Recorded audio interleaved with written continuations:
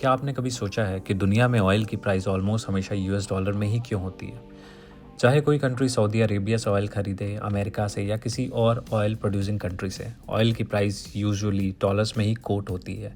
लेकिन ऐसा क्यों होता है? इसका आंसर समझने के लिए हमें थोड़ा हिस्ट्री में जाना पड़ेगा। सेकेंड वर्ल्ड वॉर के बाद 1944 में ब्रेटन वुड्स एग्रीमेंट हुआ था। इस एग्रीमेंट के बाद दुनिया की कई करेंसी को यूएस डॉलर से लिंक कर दिया गया था और डॉलर को गोल्ड से कनेक्ट किया गया उस समय कि डॉलर ग्लोबल फाइनेंशियल सिस्टम का सेंटर बन गया उसके बाद। लेकिन 1971 में अमेरिका ने डॉलर को गोल्ड से अलग कर दिया। उस टाइम बहुत लोगों को लगा कि शायद डॉलर की इम्पोर्टेंस कम हो जाएगी।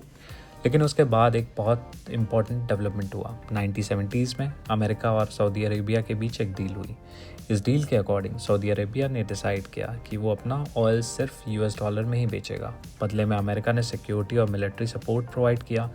धीरे धीरे ओपेक के बाकी ऑयल प्रोड्यूसिंग कंट्रीज़ ने भी इसी सिस्टम को फॉलो करना स्टार्ट कर दिया।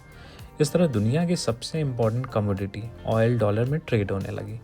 इसी सिस्टम को पेट्रो डॉलर सिस्टम कहा जाता है। क्योंकि ऑयल हर कंट्री को चाहिए होता है, इसलिए दुनिया भर के कंट्रीज़ को ऑयल ख़रीदने के लिए डॉलर्स की ज़रूरत पड़ने लग गई।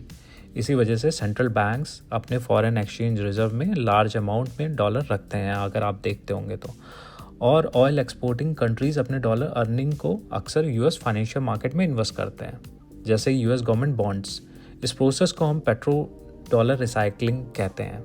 लेकिन रिसेंट ईयर्स में अगर आपने नोटिस किया होगा कि इसको चैलेंज किया जा रहा है। स्पेशली ब्रिक्स कंट्रीज़ के बीच डिस्कशन चल रहा है कि क्या फ्यूचर में ऑयल ट्रेड किसी और करेंसी में हो सकता है। लेकिन अभी के लिए ऑयल का ग्लोबल ट्रेड लार्जली डॉलर्स में ही होता है और इस वजह से यूएस डॉलर आज भी दुनिया की सबसे पावरफुल करेंसी बना हुआ है। इसलिए जब भी हम ऑयल की प्राइस देखते हैं, वो सिर्फ एनर्जी की प्राइस नहीं होती है, बल्कि ग्लोबल पावर, फाइनेंस और जियोपॉलिटिक्स से जुड़ी हुई होती है। आप क्या सोचते हैं इसके बारे में? प्लीज़ कमेंट करके ज़रूर बताइएगा मुझे।